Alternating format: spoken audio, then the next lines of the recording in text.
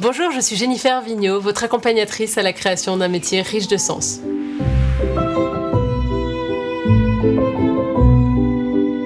Aujourd'hui, je voudrais partager avec vous les enseignements de la fleur.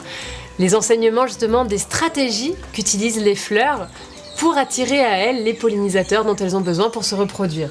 Et on remarque qu'on a justement qu'on peut appliquer toute cette intelligence du vivant à notre manière de nous orienter, à notre manière de créer nos projets, à notre manière de créer des métiers qui ont du sens pour nous. Et que la fleur, justement, a beaucoup à nous enseigner sur cette manière d'être et plutôt que faire. Alors, pourquoi ? Parce que j'imagine que ça vous est déjà arrivé de vous dire que tiens, pour réussir quelque chose, il faut faire beaucoup de choses, il faut agir énormément, il faut éventuellement s'épuiser. Si ça vous est arrivé, moi en tout cas c'est quelque chose qui m'est arrivé et qui m'arrive aussi. Et là la fleur vient nous rappeler justement qu'il n'y a pas besoin toujours d'agir énormément, que des fois il faut savoir être davantage et se montrer davantage et connaître davantage, on va voir, notre environnement pour réussir durablement.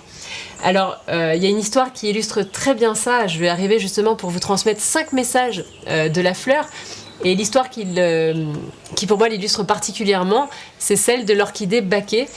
L'orchidée baquée, justement, connaît tellement bien ses partenaires, connaît tellement bien ces insectes pollinisateurs dont elle a besoin. Alors, je dis partenaires parce que justement, je pense à vous après sur la manière dont on peut appliquer ça à notre travail. Qu'elle sait justement l'odeur qui les attire, parce que l'abeille a besoin d'une certaine odeur pour séduire ses partenaires, justement.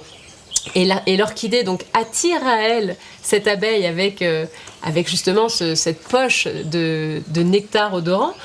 Et quand l'abeille s'approche de cette odeur, elle tombe dans ce bac gluant, d'accord, dont elle ne peut pas sortir, sauf par un seul petit orifice de la taille mais précise de l'abeille, et justement elle se faufile longuement, et pendant qu'elle se faufile, la fleur lui colle son pollen sur le dos, attend que ça sèche, et après, au moment où la colle a séché, libère l'insecte qui justement après emmène tout l'héritage de la fleur.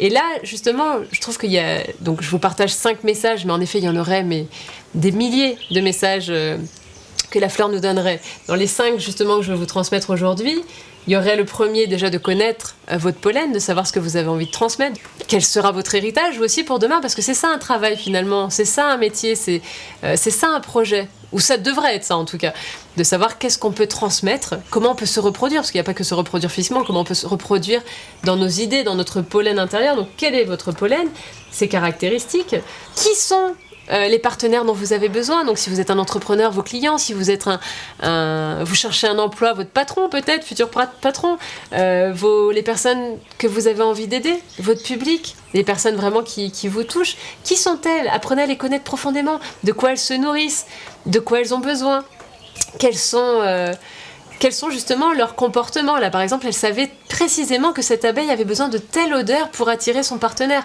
Donc vous pareil, rentrez dans cette expertise extraordinaire de connaître les gens que vous avez envie d'aider.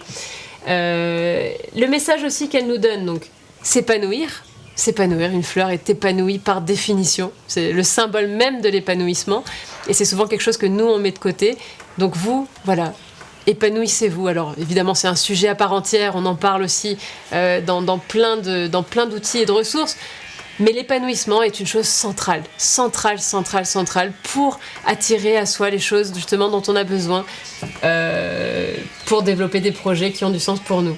Aussi, la fleur, elle nous dit quoi ? Il faut qu'on ose être vu, oser se montrer, oser être vu, oser se mettre en lumière justement pour partager vos idées, vos projets. Et enfin, le dernier message pour moi de la fleur, en tout cas pour aujourd'hui, c'est celui d'offrir, d'être généreuse, d'offrir quelque chose, d'offrir un nectar, de nourrir. Donc pareil, de vous interroger, vous, dans vos projets, comment vous nourrissez ? Qu'est-ce que vous offrez aux personnes qui vous entourent et au public que vous avez envie d'accompagner ou aux projets que vous avez envie de développer ?